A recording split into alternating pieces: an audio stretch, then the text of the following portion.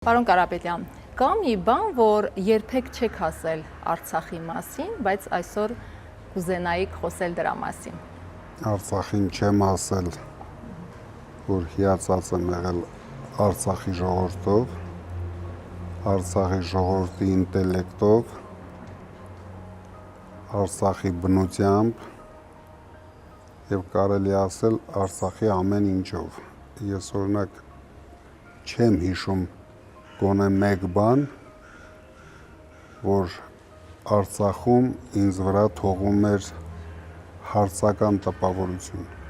Ամեն ինչով հիանում էինք։ Իսկ ո՞րն է ամենացավեցնող հիշողությունը, բայց միևնույն ժամանակ ուժ տվողը։ Ամենացավեցնող հիշողությունը Արցախը կորցնելն էր։ Եվ կորցրեցինք շատ անիմաստ ձևով մի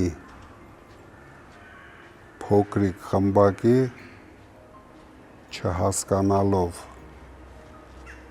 թե ինչ է Արցախը մեր համար, հայության համար,